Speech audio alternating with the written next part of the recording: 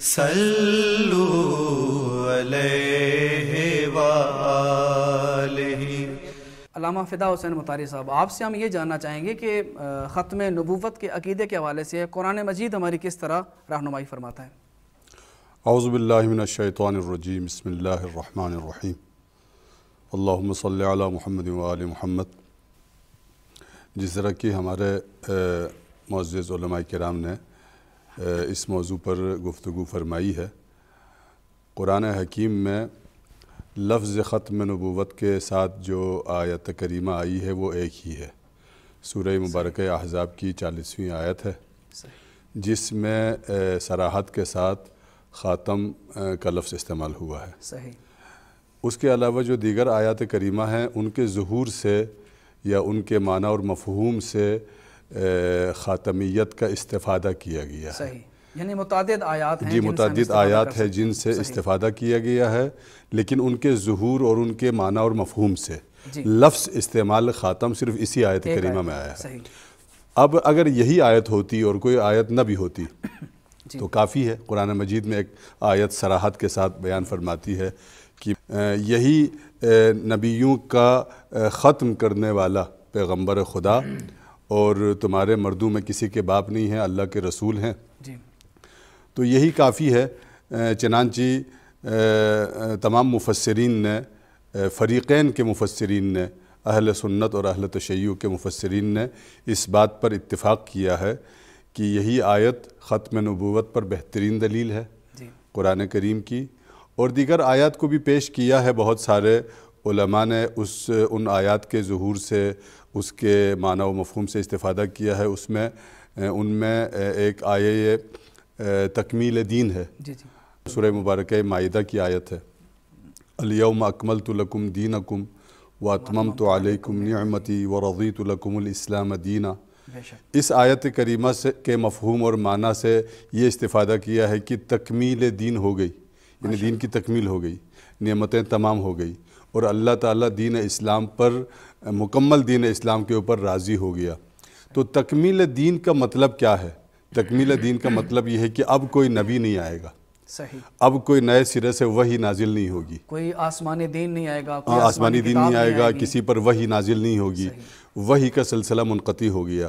اللہ تعالیٰ کی طرف سے جو دین بھیجنا تھا قیامت تک کے لیے، وہ دین بھیجا جا چکا ہے اور اس دین کی تکمیل ہو چکی ہے۔ اب اس دین کی حفاظت کی ضرورت ہے۔ چنانچہ پیغمبر خدا نے مولائے کائنات سے خطاب کر کے یہی فرمایا، یا علی انت منی بمنزلت ہارون من موسیٰ الا انہ لا نبی بعدی۔ اے علی، تجھے میری نسبت وہی منزلت حاصل ہے جو موسیٰ کو ہارون سے تھی یا ہارون کو موسیٰ سے تھی، مگر یہ کہ میرے بعد کوئی نبی نہیں ہوگا۔ مقصود یہ ہے کہ میرے بعد محافظ دین تو ہوں گے لیکن نبی نہیں ہوگا جس پر وحی نازل ہو جائے۔ نبوت کا خاتمہ ہو چکا ہے، یہ نبوت کا خاتمہ ہو چکا ہے۔ تو یہ دو آیتیں جو ہم نے پیش کی، باقی آیات سے اگر جو باقی آیات کے مفہوم و معنی سے جو استفادہ کیا گیا ہے ان سے صرف نظر بھی کر لیں تو یہی دو آیات کافی ہیں ختم نبوت کے لیے۔ یہ مسئلہ شروع ہی سے مسلمانوں کے درمیان ایک متفقہ علیہ مسئلہ تھا، اس پر کسی کو نہ شک تھا نہ شبہ تھا۔ اگرچہ درمیان میں تاریخ اسلام اس بات کی گواہ ہے کہ کچھ جھوٹے مدعیان نبوت آتے رہے ہیں اور رسوا ہوتے رہے ہیں، اور ان کو اس وقت کے علماء نے، ائمہ نے ان کو رسوا بھی کیا ہے اور خود بخود بھی رسوا ہوئے ہیں مسلمانوں کے اس عظیم اور پختہ عقیدے کے مقابلے میں۔ یہ ایک قرآنی عقیدہ ہے اور یہ ایک اسلامی مسلمہ عقیدہ ہے جس عقیدے کے اوپر کسی مسلمان فرقے کا کوئی اختلاف نہیں ہے۔ سبھی، چونکہ قرآن کریم کے اوپر سبھی اسلامی فرقوں کا اتفاق رائے ہے۔ البتہ بہت ساروں نے کچھ تفسیروں میں اختلاف کیا ہے، لیکن قرآن کریم کی جو جسے کہتے ہیں نا قرآن کریم کی جو آیات کریمہ کی تصریحات ہیں، ان تصریحات پر تو کسی کو کوئی اختلاف یہ تمام ہو ہی نہیں مسلمانوں سکتا۔ کا متفقہ فیصلہ ہے کہ ختم نبوت ہے۔ اس میں تھوڑا سا میں یہ جاننا چاہوں گا کہ جو ہم سب سے پہلی آیت جو آپ نے پیش کی ہے اس میں تو لفظ خاتم استعمال ہوا ہے، تو لفظ خاتم اور خاتم کے اگر ہم معنی اور مفہوم کے لحاظ سے تھوڑی وضاحت کریں تو اس میں زیادہ بہتر ہوگا۔ جی، جیسا کہ قبلہ آغا صاحب نے اس پر تھوڑی روشنی ڈالی ہے کہ لفظ خاتم ہو یا خاتم ہو، ہمارے مدعا کے اعتبار سے ایک چیز ہے۔ اگر خاتم النبیین کے ہیں تو تمام انبیاء کے ختم کرنے والے، یعنی پیغمبر خدا پر آ کر نبوت کا سلسلہ منقطع ہو جاتا ہے، یعنی وحی الہی پھر نازل نہیں ہوتی ہے کسی کے اوپر، یہ معنی ہے۔ خاتم اگر کہیں تو جیسے آغا صاحب نے بھی فرمایا کہ وہ مہر کے معنی میں ہے، گویا آپ نے سرکار دو عالم کے ظہور پذیر ہونے کے بعد شریعتوں کے آنے کے سلسلے کے اوپر مہر لگا دی گئی، اب کوئی شریعت نئی نہیں آئے گی، یہ شریعت محمدی، چنانچہ کہا کہ حلال محمد حلال الی یوم القیامہ و حرامہ حرام الی یوم القیامہ، کا مطلب بھی یہی ہے کہ اب اس پر مہر لگا دی گئی، اب یہ دین قیامت تک کے لیے ہے۔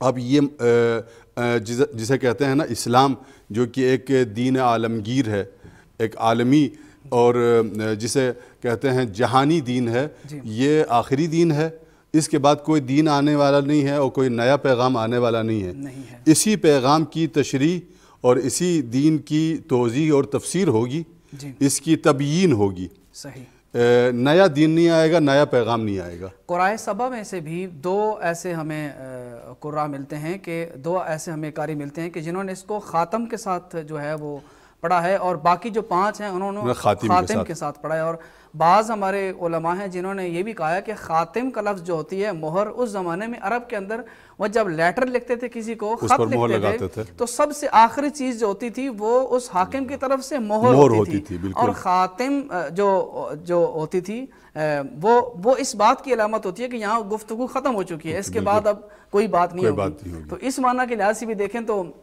پیغمبر اکرم صلی اللہ علیہ وآلہ وسلم جو ہیں وہ سلسلہ نبوت کے اندر سب سے آخری جو کہتے ہیں نا کہ وہ مہر ثبت کی خداوند متعال کی طرف سے، تو یہ بھی ہمارے سامنے گویا کہ ہم خاتم پڑھیں یا خاتم پڑھیں، دونوں لحاظ سے ہم اس آیت سے استدلال کر سکتے ہیں، اور تمام اہل اسلام کا اس بات پر اتفاق ہے کہ یہاں پر جو ہے وہ یہ آیت ختم نبوت پر بہترین دلیل ہے۔